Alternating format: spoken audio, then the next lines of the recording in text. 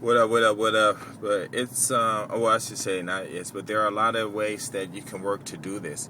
Now, I've read, like one day I was watching CNN, some business fashion thing, there was this white lady, and she talking about, her family and all this stuff, and then all of a sudden, it's talking about her husband, how she loved him, he's supportive, and then she was holding, some black guy was holding, I don't know who she was, if they're married or not, but one thing I do know is that, you know, there are a lot of people. Wow, she is so beautiful. And I know her. Well, I mean, I don't know her, but I see her a lot. But anyway, there are a lot of women out there who just want a good man. And they're not racist or anything. And they could be white, you know what I'm saying? And they'll love you. And Japanese women, women. I mean, I ain't going to say all of them, because there's crazy women everywhere, crazy guys everywhere, too. But intercultural marriages, they do have their advantages, and the biggest advantage, like I said, is that the respect that you would give, that you probably wouldn't give to a woman of your own culture or your own ethnicity, or however you want to say it, because I really hate the word race, because we're not a race other than the human race. But the respect that you wouldn't give to a woman that look like you probably would give to a woman who don't look like you, and vice versa. And I mean, like one of my neighbors, they live in a $300,000 house, got this big old Jeep, whatever, it's probably $60,000-$70,000 or something like that. And one day we just outside all talking, and none of the husbands are around except for me, and one of the wives said something to her, and she said, "Oh, my husband, he broke. He ain't got no money. Don't even worry about all this house and stuff. He's struggling, working hard, trying to maintain this stuff." And I'm like, wow, it's, and that's just total disrespect, for her husband. I'm not saying my wife, she probably tell her friends crazy stuff about me too, but I don't care, because my wife, she is supportive. When she wants to be, she can be. But most of the time, me, I'm the type of person who needs to be under pressure to move. So,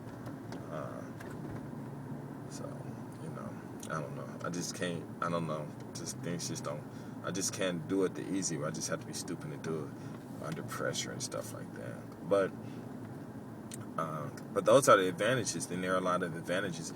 And basically what I'm saying is, a lot of brothers out there, if you all can't handle your own women because of the things they're going through, first of all, I think maybe you should really, really, really, really reconsider your thoughts and what's going on in this earth. And like I said, how to pick up a woman, walk up to him, say, bam, bam, bam, this is what I got. But then, you got to walk up to him till you walk up to a woman.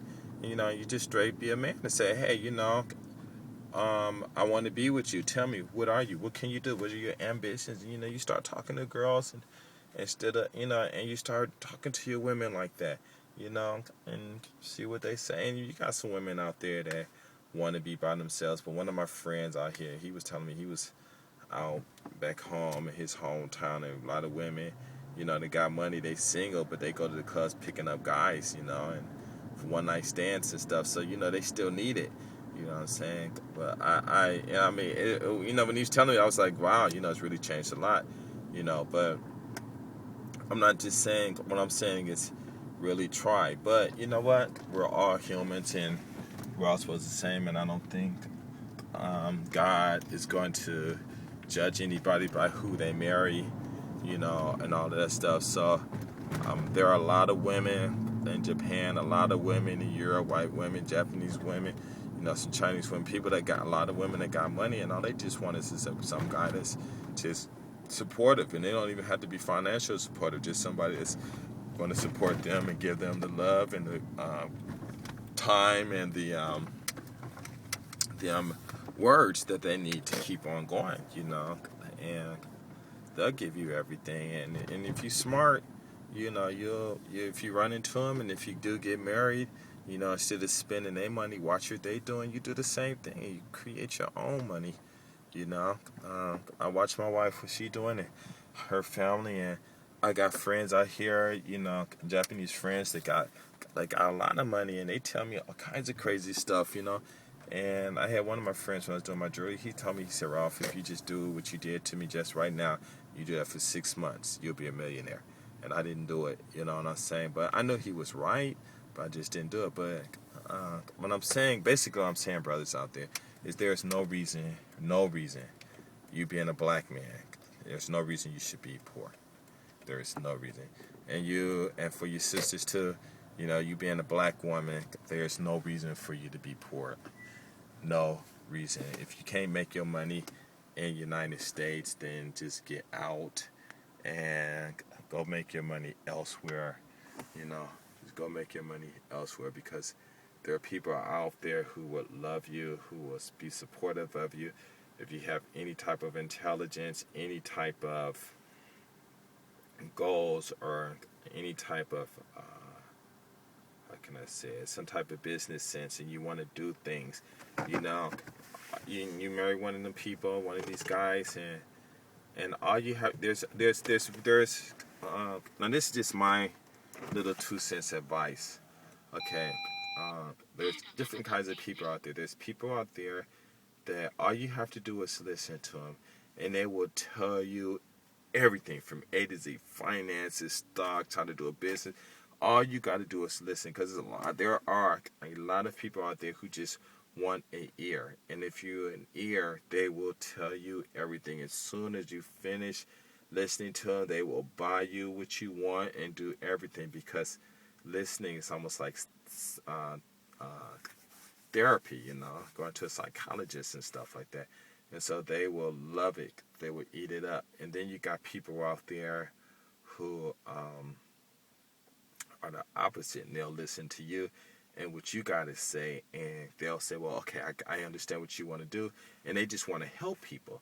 But they don't want to help by giving, by listening, they don't want to be the patient. They want to be the helper. So you walk up to them and say, hey, I got this idea. And they're like, oh, yeah, okay, I know. Here, you go here, go here, go here, go here.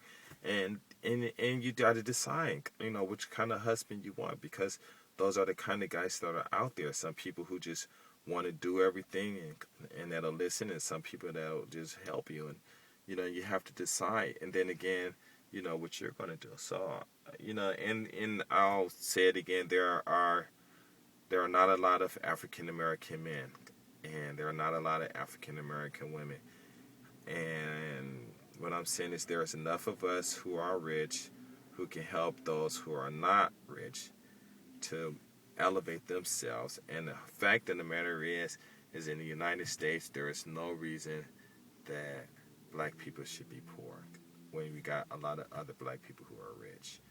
And a lot of people, and what I'm saying is, sure, it might be hard in the States, but people that's rich go to other countries, you just relocate to another country, you still keep your identity, and you can do things and do business and stuff. You're still American, and you can still come back to America, go Africa, wherever you make $3, $4, $5 million, whatever, you come back, invest that money back in the States, buy property, and do all that stuff, because the money talks. And, if you go to your hometown and the mayor there and they all jerks and stuff, just say, bye, and, you go someplace else where people want money, And basically, I'm saying that's what it is, and that's what, well, I don't want to say life is all about, but, that's what it is. Don't settle for nothing, don't settle for nothing, settle for everything, if it's not going to work out, then just move, and because, like I said, what I'm talking about is all about peace.